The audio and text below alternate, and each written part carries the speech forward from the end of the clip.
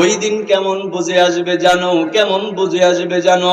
হাসরের ময়দানে যখন তুমি আমি দাঁড়ায় যাব, আল্লাহ পাক রব্বুল আলামিন, আল্লাহ পাক রব্বুল আলামিন যখন বলবে ওয়ামতাজুল ইয়াউমা আইয়ুহাল মুজরিমুন, আল্লাহ যখন বলবে ওয়ামতাজুল ইয়াউমা আইয়ুহাল মুজরিমুন, হে নাফরমানের দলেরা তোমরা আলাদা হয়ে যাও, বেঈমানের দলেরা আলাদা হয়ে যাও, ও বেনামাজির দলেরা আলাদা হয়ে যাও।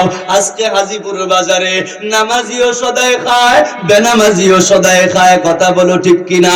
হাজীপুর বাজারে নামাজিও বসবাস করে, বেনামাজিও বসবাস করে, হাজীপুর বাজারে নাফরমানও বসবাস করে, আল্লাহর খাঁটি মাখলুক গুলাও বসবাস করে, কোনো ভেদাভেদ নাই, আল্লাহ কাউরে আলাদা করে না।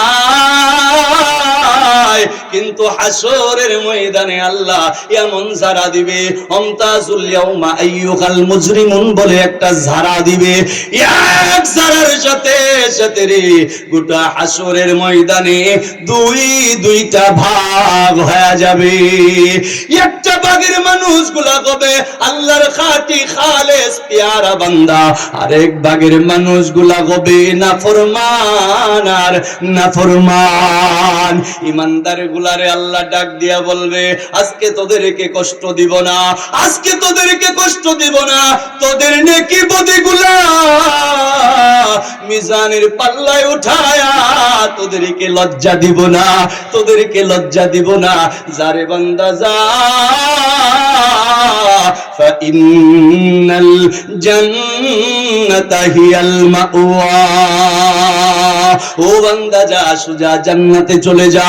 জান্নাতের আটটা দরজা খোলা, যেই দরওয়াজা দিয়া খুশি রে গোলাম যা, সোজা জান্নাতের দিকে চলে যা। সুবহানাল্লাহ। আর বেনামাজি নাফরমান যারা থাকবে এদের অবস্থা কি হবে, এদের অবস্থা কি হবে? একটু বুঝো, একটু বুঝো।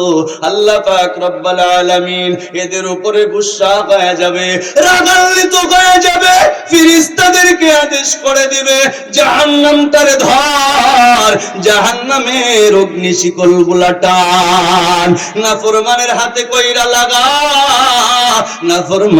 নাফরমানের পায়ে আগুনের বেরিয়া লাগা, আর টাইনা টাইনা জাহান্নামের মধ্যে ফালা। জাহান্নামে নাফরমানদের অবস্থা,